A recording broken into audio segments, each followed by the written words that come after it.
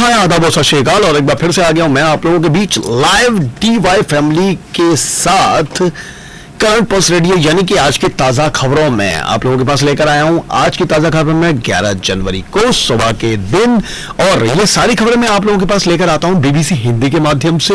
उनके लिए हम शुक्रगुजार हैं, हम उनको थैंक यू कहते हैं, शुक्रिया अदा करते हैं। भारत के लिए साल 2023 कई वजह से खास में रहा और खासम खास बना रहा। इस साल भारत चंद्रयान मिशन में सफल रहा तो क्रिकेट टीम ने भी शानदार खेल दिखाया।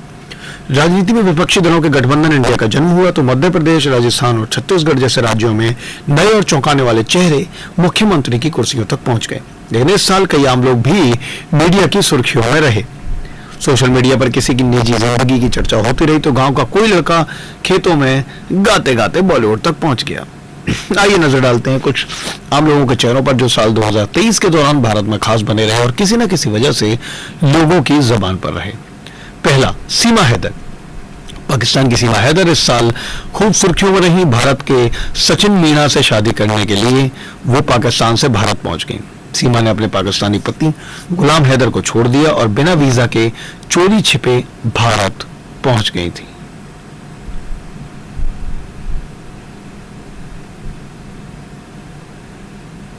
अब आगे बताता हूं और भी बात। सचिन उत्तर प्रदेश के ग्रेटर नोएडा के रबुपुरा गांव के रहने वाले हैं, जबकि सीमा पाकिस्तान के कराची की। साल 2019 में PUBG गेम खेलते हुए सीमा और सचिन के बीच प्यार हो गया था। सीमा अपने 4 बच्चों के साथ 13 मई 2023 को भारत पहुंची और सचिन के साथ रहने लगी। हालांकि पुलिस को अवैध तरीके से सीमा के भारत आने की सूचना मिलने के बाद उन्हें गिरफ्तार भी कर लिया था। सीमा के मुताबिक वो नेपाल के रास्ते भारत आई थी। सीमा हैदर की शादी साल 2014 में जकोबाबाद के रहने वाले गुलाम हैदर से हुई थी। इस शादी से उन्हें 4 बच्चे हुए। बाद में दोनों कराची शिफ्ट हो गए। साल 2019 में गुलाम हैदर काम के सिलसिले से सऊदी अरब चले गए। यही वो समय था जब सीमा की बातचीत सचिन मीणा से शुरू हुई थी। मैं आपके पास जो खबरें लाता हूं उसमें गूगल YouTube से मेरी सामग्री भी शामिल होती है और कुछ भी कहने से पहले हम उनकी इजाजत मांगते हैं, क्योंकि उनमें कुकीज और दूसरी तकनीकों का इस्तेमाल किया गया हो सकता है। मिथिलेश भाटी। सीमा हैदर और सचिन की प्रेम कहानी के दौरान ही मिथिलेश भाटी नाम की महिला भी काफी सुर्खियों में रही। सचिन के पड़ोस में रहने वाली मिथिलेश अपने बयानों की वजह से सोशल मीडिया पर चर्चा में रही। सचिन और सीमा की प्रेम कहानी पर मिथिलेश ने कई तरह के बयान दिए थे। इसी दौरान मिथिलेश का एक बयान सोशल मीडिया पर खूब शेयर किया गया था, जिसमें वो सचिन के बारे में आपत्तिजनक शब्द इस्तेमाल कर रही थी। अंजू का मामला भी ठीक उसी दौरान सुर्खियों में आया जब सीमा हैदर भारत की मीडिया में छाई हुई थी। उनकी कहानी भी सीमा हैदर की तरह ही है। अंजू भारतीय महिला है जो अपने पाकिस्तानी मित्र के प्रेम में जुलाई महीने में राजस्थान की भिवानी से पाकिस्तान के खैबर पख्तूनवा तक पहुंच गई थी। पाकिस्तान के खैबर पख्तूनवा के नसरुल्लाह और अंजू के बीच साल 2020 से ही फेसबुक के जरिए बातचीत हो रही थी। अंजू की भारत में पहले ही शादी हो चुकी थी और उनके बच्चे भी हैं। बाद में अंजू भारत भी लौटी थी। गब्बर सिंह नेगी। इसी साल दिवाली के दिन उत्तराखंड के उत्तराकाशी में निर्माणाधीन सिलक्यारा सुरंग का हिस्सा ढहने से उसमें 41 मजदूर फंस गए थे। भारत में स्थानीय से लेकर अंतर्राष्ट्रीय मीडिया लगातार इस मामले को कवर कर रहा था। सभी मजदूरों को आखिरकार 17 दिन की मशक्कत के बाद सुरक्षित निकाल लिया गया था। इन्हीं मजदूरों में गब्बर सिंह नेगी भी शामिल थे। 51 साल के नेगी फॉरमैन के तौर पर सुरंग में काम कर रहे थे। उन्होंने सुरंग में अपने साथियों के साथ काफी दिनों तक उनको रहना पड़ा था। दिन बिताने पड़े थे, वक्त बिताने पड़े थे और उन्होंने अपने साथियों को काफी हिम्मत दी थी। कई साथी मजदूरों ने नेगी के हौसले का जिक्र किया था। गब्बर सिंह नेगी उत्तराखंड के ही हरिद्वार के पास कोटद्वार के रहने वाले हैं। अमरजीत जयकर। बिहार के समस्तीपुर जिले के अमरजीत छोटे से गांव शाहपुर पटोरी के अमरजीत जयकर इसी साल की शुरुआत में अचानक से सुर्खियों में आ गए थे। करीब 20 साल के अमरजीत गांव और खेतों में गाने गाकर फोन से रिकॉर्ड कर सोशल मीडिया पर शेयर करते थे। इसी दौरान फरवरी महीने में बॉलीवुड के गायक सोनू निगम ने इनके एक गाने को ट्वीट किया था और अगले ही दिन फिल्म अभिनेता सोनू सूद ने अमरजीत को अपनी आने वाली फिल्म में गाने का ऑफर भी दे दिया था। इनका नाम अमरजीत है, लेकिन आज की 2 मूवी देखकर इन्होंने अपने नाम के साथ जयकर लगा लिया। इस फिल्म में नायक का नाम राहुल जयकर था, जो एक गायक है। इस तरह से गाना गाने की वजह से अमरजीत लोग पागल तक कह देते थे। एक बार बिहार के ही मुजफ्फरपुर में एक शादी में अमरजीत गाना गा रहे थे तो लोगों ने इनका फोन बंद करा दिया था। लोगों को संदेह हो रहा था कि वो खुद गा रहे हैं या फोन की मदद से लोगों को धोखा दे रहे हैं। मयंक, हरियाणा के महेंद्रगढ़ के रहने वाले मयंक इसी साल कौन बनेगा करोड़पति के जरिए सुर्खियों में आ गए। नवंबर महीने में मयंक ने केबीसी जूनियर में 1 करोड़ रुपए जीते थे। मयंक महज 12 साल के हैं और इतनी कम उम्र में इतनी बड़ी रकम जीतने पर वो खूब चर्चा में रहे। मयंक ने 17 में से 16 सवालों का सही जवाब दिया था। वो 8वीं क्लास में पढ़ते हैं और पंजाबी गानों के शौकीन हैं। जैस्मीन कौर 2023 के सबसे टॉप मीम्स में से एक जस्ट लुकिंग लाइक अ वाव रहा है और उसने जैस्मीन कौर नाम की एक महिला को रातों रात मशहूर कर दिया था। ये दिल्ली में कपड़े की दुकान की मालकिन जैस्मीन का डायलॉग था जो आज भी बहुत वायरल है। इसे मशहूर करने में फिल्म अभिनेत्री दीपिका पादुकोण ने अहम भूमिका निभाई थी। बुटीक चलाने वाली jasmine Kaur lady suit, kurti वगैरह का वीडियो बनाकर सोशल मीडिया पर डालती हैं। एक दिन वीडियो में उन्होंने एक आउटफिट के बारे में so beautiful, so elegant, just looking like a wow dialogue इस्तेमाल किया था। ये डायलॉग देखते देखते वायरल हो गया। आम लोगों से लेकर क्रिकेटर्स और बॉलीवुड के स्टार्स तक उनके डायलॉग की चर्चा करने लगे। इस साल अक्टूबर के महीने में महज 1 हफ्ते में जैस्मीन के डायलॉग सोशल मीडिया पर छा गए थे। खुशबू आनंद इसी साल अगस्त के महीने में बिहार के बांका जिले के प्रोन्नत मध्य विद्यालय की टीचर खुशबू आनंद काफी चर्चा में रही। असल में बच्चों को गुड टच और बैड टच के बारे में बताते हुए उनका एक वीडियो सोशल मीडिया पर कई लोगों ने शेयर किया था। इसके बाद कई यूजर्स ने बच्चों को समझाने और सिखाने के खुशबू के तरीके की काफी तारीफ की थी। दरअसल कई बार माँ बाप तक को पता नहीं होता कि बच्चों के साथ कोई अश्लील हरकत कर रहा हो तो बच्चों को इसके बारे में किस तरह से बताया जाए। खुशबू ने बच्चों को जिस तरह से गुड टच और बैड टच को समझाया और वीडियो में हर टच के बाद अपनी प्रतिक्रिया दी, उससे खुशबू अचानक सुर्खियों में आ गई।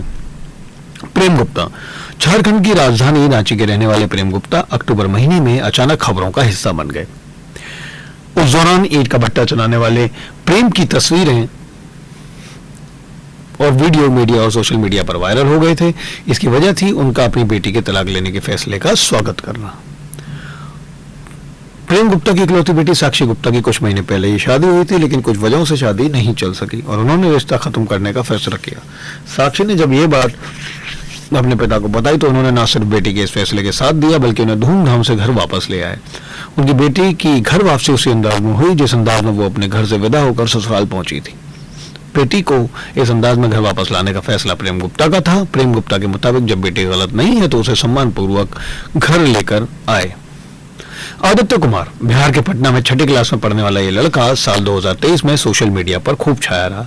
दरअसल एक निजी न्यूज पोर्टल के एक वीडियो में रिपोर्टर कैमरे कुछ छात्रों से सवाल कर रहे थे और एक छात्र कोई गलत उत्तर देता है तो आदित्य पूरे आत्मविश्वास के साथ उत्तर देने आगे आता है। उससे रिपोर्टर सवाल करता है कि सबसे फेवरेट सब्जेक्ट कौन सा है। इस पर आदित्य पहले आए बोलता है। ऐसा लगता है कि उसने सवाल ठीक से नहीं सुना या नहीं समझ पाया। सोशल मीडिया पर आदित्य का यह आए बोलने का अंदाज काफी शेयर किया गया। हालांकि वीडियो में दिखता है कि बात यही खत्म नहीं होती। आदित्य से जब दोबारा उसका फेवरेट सब्जेक्ट पूछा जाता है तो वो उत्तर देता है बैंगन।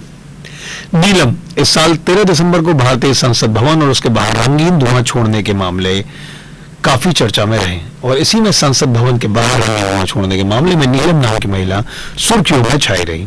नीलम का परिवार हरियाणा के जींद में रहता है। नीलम की मां के मुताबिक उनकी बेटी नौकरी नहीं मिलने की वजह से परेशान थी। हालांकि संसद भवन के अंदर और बाहर हुए इस मामले की जांच अभी भी जारी है। द्वारकादास, पंजाब के डेरा बस्सी में रहने वाले 88 साल के द्वारकादास अचानक करोड़पति बनने की वजह से सुर्खियों में छाए रहे। इसी साल उन्होंने 5 करोड़ रुपए की लोहड़ी बम्पर लॉटरी जीती थी। द्वारकादास ने 35 साल पहले किसी के सुझाव पर लॉटरी टिकट खरीदना शुरू किया था। महंत द्वारकादास कई साल पहले दुकान चलाया करते थे। अब वो डेरा या धार्मिक केंद्र को संचालित करते हैं। ज्योति मौर्य, इसी साल के मध्य में उत्तर प्रदेश की पीसीएस अधिकारी ज्योति मौर्य अपने पति के आरोपों के बाद अचानक सुर्खियों में आ गई थी। सोशल मीडिया पर उनका मामला कई दिनों तक छाया रहा और इस पर खूब बहस हुई थी। दरअसल उनके पति आलोक मौर्य ने आरोप लगाते हुए कहा था कि एसडीएम बनने के बाद ज्योति मौर्य ने उन्हें छोड़ दिया। आलोक मौर्य ने सोशल मीडिया पर उन्होंने अपनी पत्नी से चैट का एक वीडियो भी पोस्ट किया था। वीडियो सामने आने के बाद इस पर लोग सोशल मीडिया पर अलग अलग विचार रख रहे थे।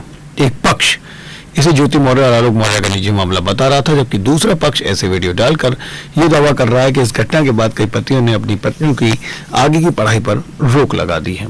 सोमनाथ जेंडे, महाराष्ट्र पुलिस में सब इंस्पेक्टर पद पर तैनात सोमनाथ ने इसी साल वर्ल्ड कप क्रिकेट के दौरान ऑनलाइन गेमिंग के जरिए 1.5 करोड़ रुपए जीते थे। सोमनाथ ने ड्रीम 11 पर 10 अक्टूबर को 1.5 करोड़ रुपए की रकम इनाम में जीती थी। इस जीत के बाद वो काफी मशहूर हो गए थे, लेकिन पुलिस विभाग ने सोमनाथ जेंडे पर आचार संहिता के उल्लंघन का आरोप लगाकर उन्हें निलंबित कर दिया। हालांकि सोमनाथ जेंडे इन आरोपों से इनकार कर चुके हैं। कंपनी की वेबसाइट पर साल 2021 के सुप्रीम कोर्ट के एक फैसले का हवाला दिया गया है, जिसके मुताबिक ड्रीम 11 का प्लेटफॉर्म देश के जुए से संबंधित कानूनों के दायरे में नहीं आता है।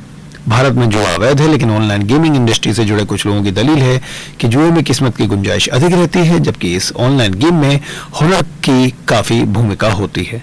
इसमें वर्चुअल टीम बनाते हैं, जिसमें असली जिंदगी के खिलाड़ियों के नामों का इस्तेमाल किया जाता है और वास्तविक मैचों में इन खिलाड़ियों के प्रदर्शन के आधार पर यूजर को पॉइंट्स कमाने का मौका मिलता है। और ये थे इस वक्त के, इस साल के जरूरी मुद्दे जो मैं आप लोगों के पास लेकर आया था यहाँ करंट पल्स रेडियो में BBC हिंदी की तरफ से।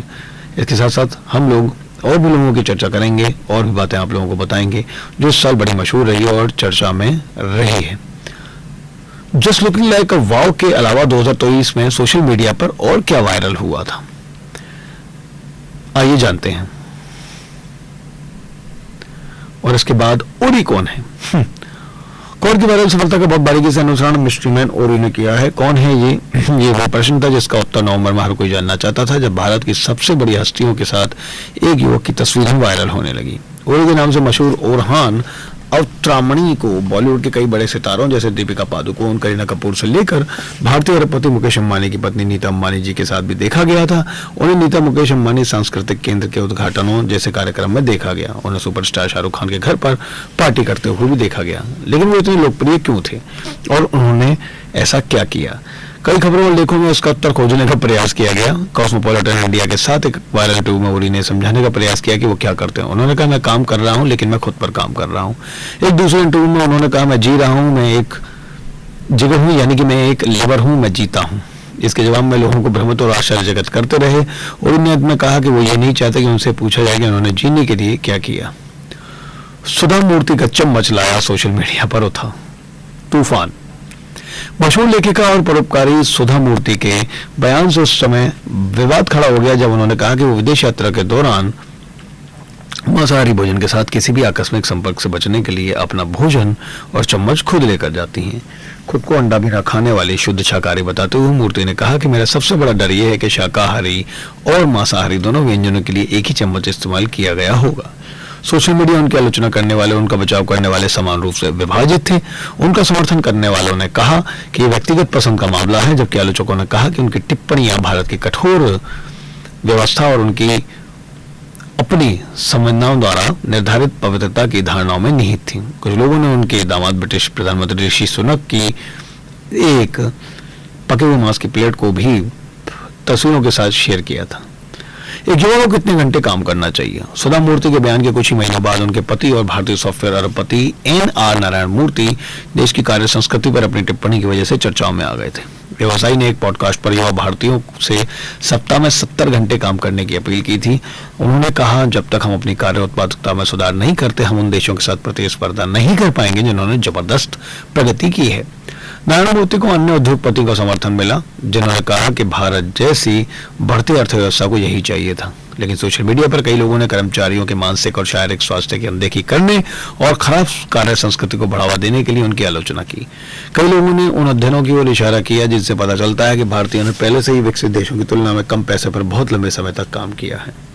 ये बहस ऐसे समय में हुई जब विकसित देश काम के छोटे हफ्तों का प्रयोग कर रहे हैं। जब भी मूर्ति की कंपनी इंफोसिस के शेयर की कीमत गिरती या उनकी कंपनी को कोई ठेका नहीं मिलता है, तो सोशल मीडिया पर 70 घंटे की टिप्पणी का उपयोग मजाक के रूप में किया जाता है।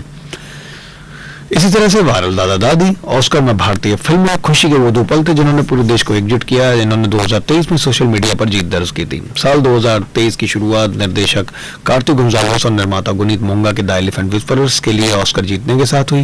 ये अकादमी पुरस्कार जीतने वाली पहली भारतीय डॉक्यूमेंट्री फिल्म है। ये डॉक्यूमेंट्री बोमन और बिल्ली नाम की भारतीय दंपत्ति और एक अनाथ हाथी के बच्चे के साथ उनके रिश्तों की कहानी बताती है।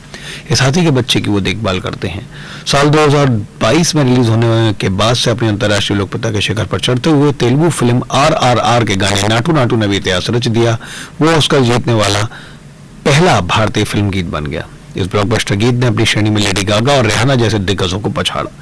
इस जोशीले गाने के कोरियोग्राफ किए गए डांस परफॉर्मेंस को शो में लोगों ने खड़े होकर सराहना की थी। चंद्रमा पर पहुंचा भारत। इसके बाद अगस्त में अरब लोगों ने देखा था कि भारत का चंद्रमा मिशन चंद्रयान 3 चंद्रमा के दक्षिणी ध्रुव के पास उतरने वाला पहला मिशन बन गया। चंद्रमा के दक्षिणी ध्रुव पर चंद्रयान 3 की सफल लैंडिंग ने भारत को अमेरिका, पूर्व सोवियत संघ यानी कि यूएसएसआर और चीन के बाद चंद्रमा पर सॉफ्ट लैंडिंग करने वाला चौथा देश बना दिया। भारतीय अंतरिक्ष अनुसंधान संगठन इसरो और देश भर में इस पल का जश्न मना रहे लोगों के दृश्य सोशल मीडिया और टीवी स्क्रीन पर छाए रहे थे। इसरो की लैंडिंग की लाइव स्ट्रीम को यूट्यूब पर 8 मिलियन से अधिक लोगों ने देखा। इसने वीडियो प्लेटफॉर्म पर एक नया रिकॉर्ड बनाया था। ये थी आज की सारी ताजा तरीन खबरें आप लोगों के पास मैं लेकर आया हूँ करंट पल्स रेडियो में। बने रहिएगा मेरे साथ 90.4 मेगाहर्ट्ज पर लेकर आने वाला हूँ आज आप लोगों के पास नो योर टेक RIT के स्टूडेंट्स के साथ। Thank you so much.